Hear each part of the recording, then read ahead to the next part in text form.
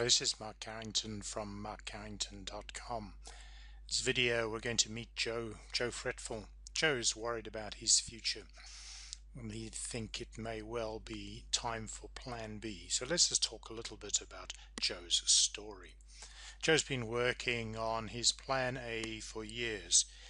He went to school, he went to college, he got good education, he found a job.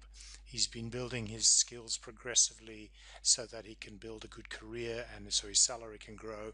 He's been saving to get his own house.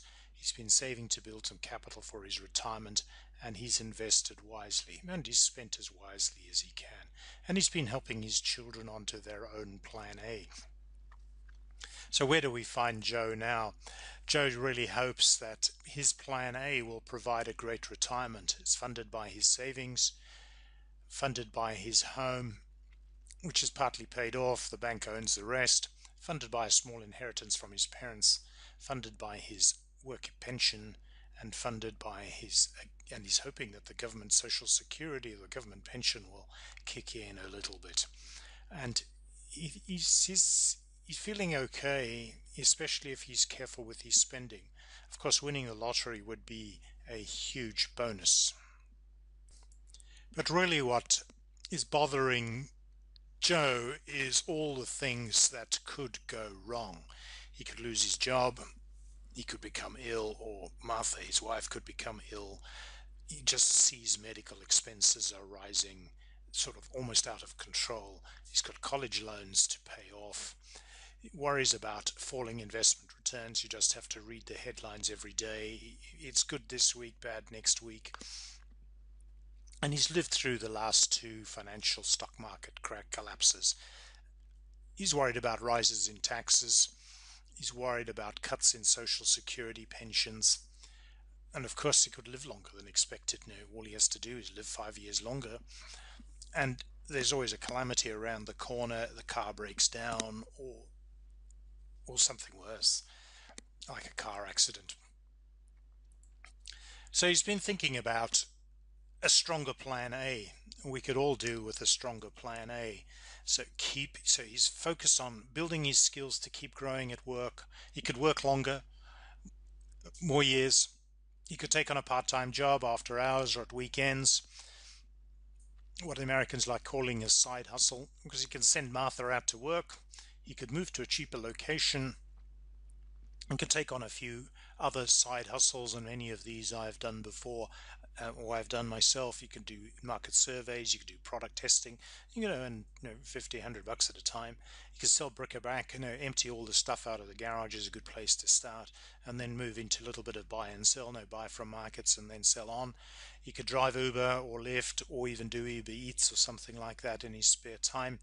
Can Airbnb part of the house. So he's certainly been thinking about a stronger plan A. And of course, what's not on here is just actively manage his spending so that he does not get out of control. But he's been talking with his mates and with his accountant about maybe you need a plan B.